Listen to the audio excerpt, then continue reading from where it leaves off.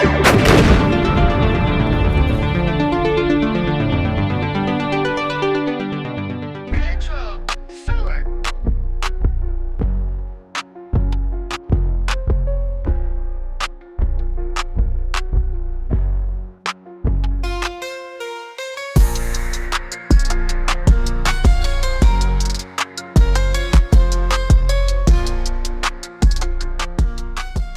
everyone, and welcome back to the Retro Cellar, where it's been quite some time since our last video, several months in fact. It's not from a lack of interest so much as personal reasons that I won't get into. Nevertheless, we are back, and we're going to be reviewing a handheld console known as the E6. Now, this has been out for a year or two. It sort of looks like a mini Steam Deck, sort of. Been surprised by the build quality, which we'll get into. As far as the specs are concerned with this, it is sporting an RK3326 at 1.5 gigahertz. It has a 5-inch 60 hertz IPS screen. It's actually really nice. Running at a resolution of 854 by 480. It says it has a 5,000 milliamp battery, which will get you about 5 to 6 hours. But oddly enough, in the same specs, it also says that it has a 3,000 milliamp battery, which will get you around 3 hours.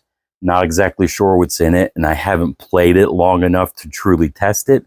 But my guess is probably best bet that it's around 3,000 milliamps. Its GPU is a Mali G31. It has either 1 or 2 gigabytes of RAM, depending on where you look. There's not much research available as far as the specs are concerned. I've heard 1 or 2 gigabytes. Who knows? It's running an old version of Android, supposedly. There isn't any real way to check to see the system. I've taken the SD card out and looked at it, and it just didn't boot.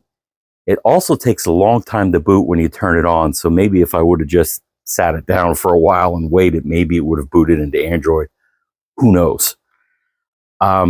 I got this one on AliExpress quite a while ago for about $38.92. This version of it is probably going for around $50 to $60 now. Not sure if that has anything to do with the tariffs or not, but nevertheless, it's a little bit more expensive.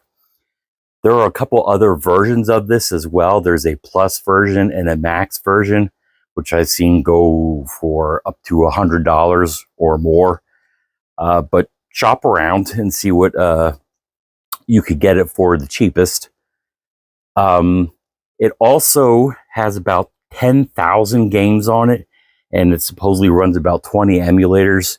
I won't list them all by memory right here because I didn't write it down. But we're going to take a look at it. We're going to do our usual pseudo unboxing of this, take a look at the build quality, play a few games on it, and see if this is something that you want to add to your handheld game collection.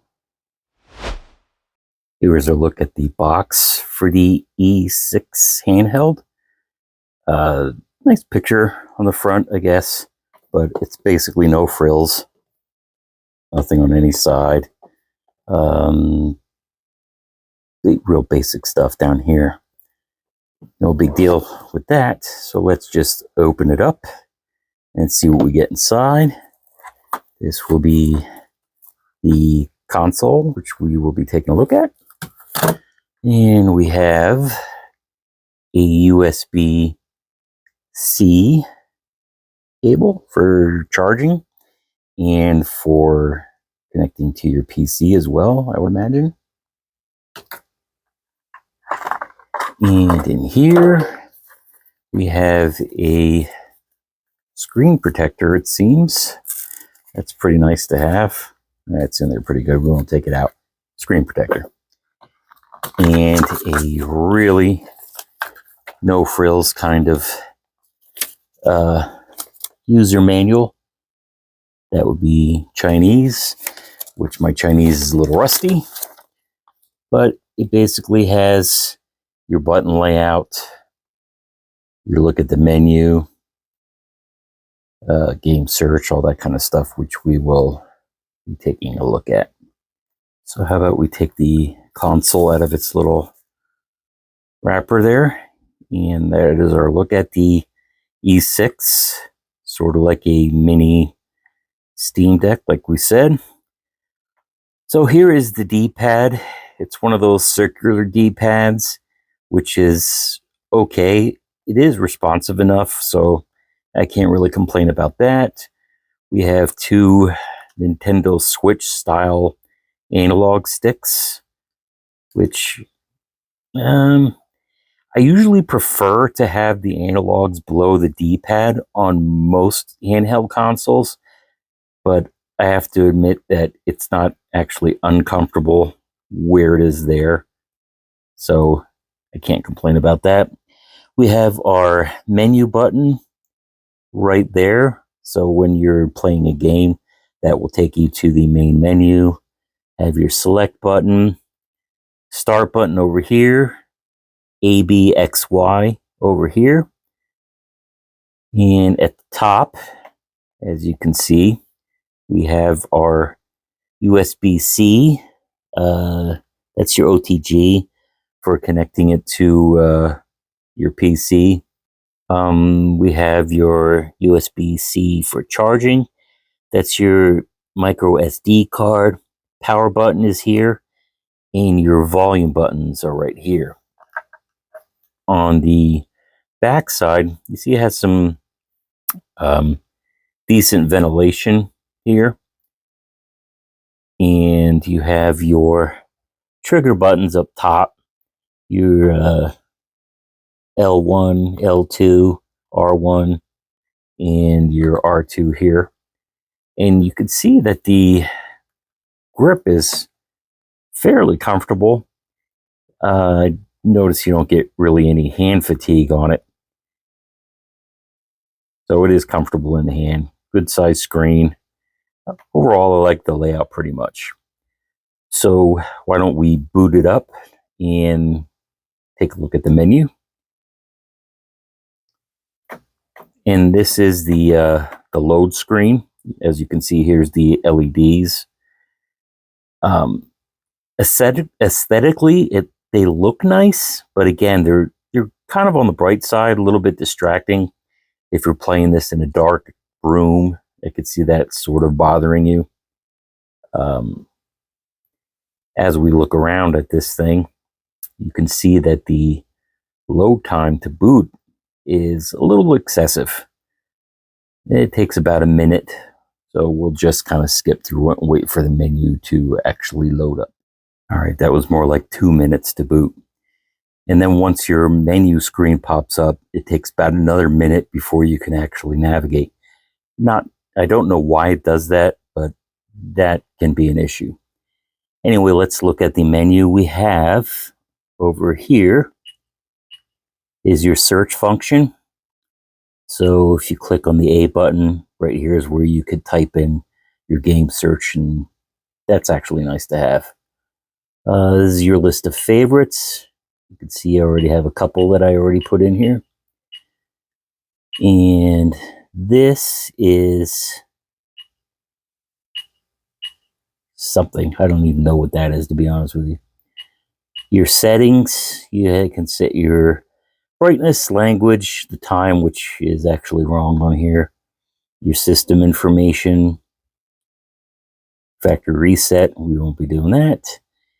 And let's look at the games. As you can see here, we have PSP, N64, PS1, MAME, Neo Geo, CPS1, CPS2, and Nintendo, Super Nintendo, Mega Drive, Game Boy, Game Boy Advance, Game Boy Color, and Final Burn Alpha, which I believe there's no games in this file. But it really wouldn't be an issue to load them up on the SD card yourself, which is fairly basic. But that is essentially that. So why don't we look at a couple games here? We know they're going to play the NES and the Super Nintendo, Game Boys, and all that stuff pretty well. As you can see, there's a ton of games on here, loads of them. So let's just get into playing something.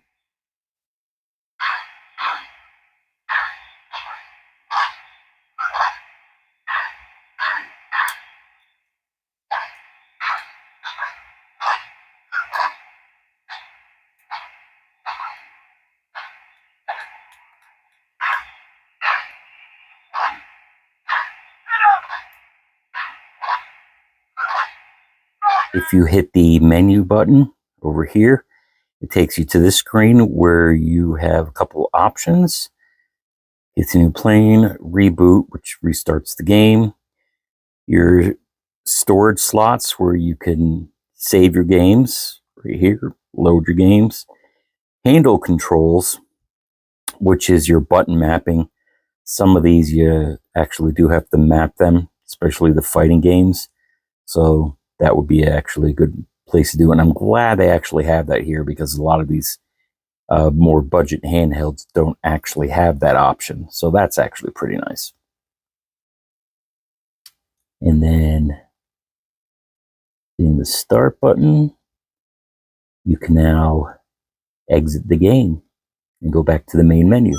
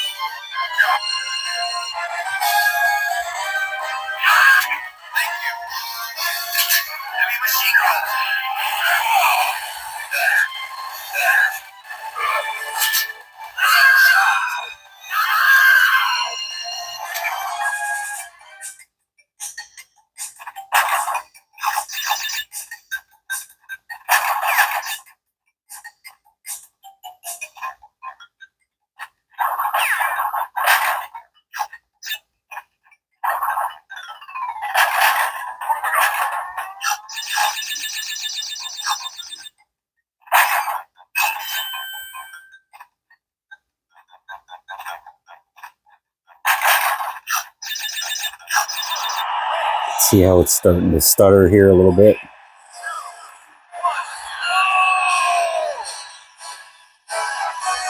The frame rate seems a bit off.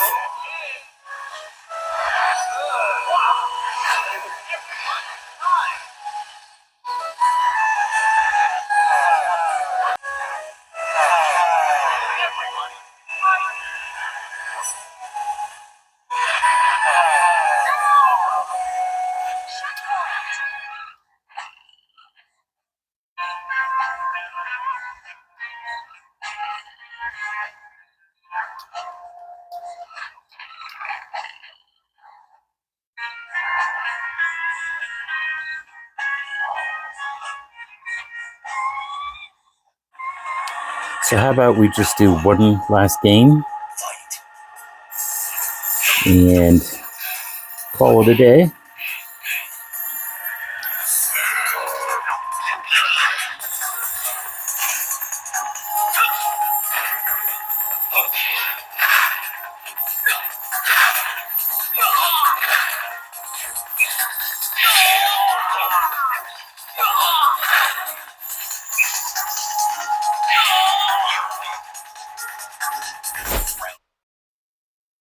Well, that was our look at the E6 Handheld Game Console.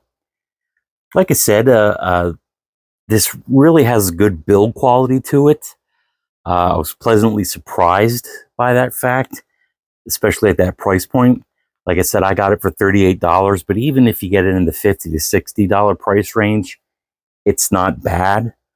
The negatives on it exist, obviously. For one thing, I'm not a fan of the LED lights, although it looks nice while you're playing, can be somewhat distracting. The load times are a bit ridiculous on it. Just to boot the system takes a while. Backing out of a game to get back to the main menu takes a while to load. But overall, it's not bad. It struggles a bit, as we saw with the N64 games, but I am shocked at the fact that it plays anything at all whatsoever. And if you can get over the stutters here and there and the audio issues, it's not bad. Same thing with the PSP games. Again, shocked that this plays that at all for this price point. But overall, I'm glad I got it. It's a neat little system to play. And you probably wouldn't mind it either, so I recommend it. But that should do it for this video. Again, I know it's been a while since we did a video, but in the hiatus, I did actually purchase quite a lot of stuff, a lot of mini game consoles. I got a couple of arcade one-ups. You probably see this little Legends Ultimate Mini there. We're going to be covering all that stuff. So now that we kind of got over the hump with making a video, hopefully we'll just keep them coming. But anyway, please like, comment, and subscribe, and we'll catch you in the next video.